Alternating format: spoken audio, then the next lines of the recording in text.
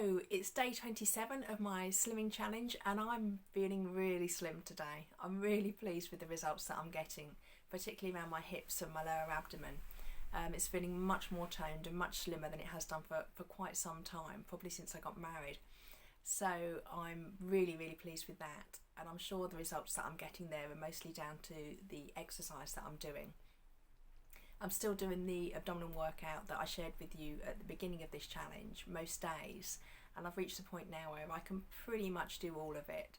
There's a couple of places where I have to stop and take a rest, but the fact that I can do so much more now than I could a few weeks ago shows how much stronger my muscles are getting, and that's where the results are coming from. So I'm really pleased with that, and the effort that I put in is paying off. I'm also at the point with my challenge now where I'm going to start reducing the amount I eat a little bit more. If you've been following my journey, you'll know that before I started this slimming challenge, my diet was already quite healthy and quite balanced, so I didn't make a change to my diet when I decided to start this slimming challenge. I just looked at reducing what I was eating and finding places that I could save calories, places where I was maybe eating mindlessly, or where I could just switch things around so that instead of having carbohydrate I might have more vegetables on the plate, that kind of thing.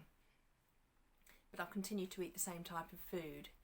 Now, back at the beginning of the challenge I did overdo it, and I had a day where I felt quite hungry and quite weak and washed out, so I sort of reviewed what I was eating again and reached a level where I felt like I was kind of on the edge. If I ate any less, it was going to make me feel hungry or tired, but if I ate any more, then obviously I wouldn't be getting the same results as I'm getting. So I've been doing that for the last few weeks, and I think I found quite a good balance there. But now I feel as if I'm ready to cut down a little bit more, because I'm used to eating less. I guess my stomach's shrunk a little bit, and I can probably do on smaller portion sizes. So that's where my focus is at the moment. Yesterday I missed my afternoon snack altogether. Normally when I come in the afternoon, in mid-afternoon, I have a rest for maybe 15-20 minutes and I have a drink and some Hummus crisps, and then I carry on with whatever I'm going to do during the rest of the day. But yesterday I missed that because I didn't come home till later. I actually stopped off at Homebase on the way home to buy some bits and pieces for the garden, and then when I got home I was on the phone. So by the time I finished the phone call I thought, gosh, if I don't go and do these jobs in the garden it's going to be too dark and I'm going to miss the chance to do them. So I went straight out and did that, and then I came into the house when it started getting dark, which was about 6:30, 7:15, by which time it was time to start cooking tea. So I completely missed my snack that afternoon, but I didn't miss it in terms of feeling hungry or feeling low energy, so that was good. I was pleased with that, and that just shows how changing your routine and changing your habits can help you to save some calories. So that was my snack yesterday that I missed, and then having done that I thought, well, when I'm cooking tea I'll cook a bit less.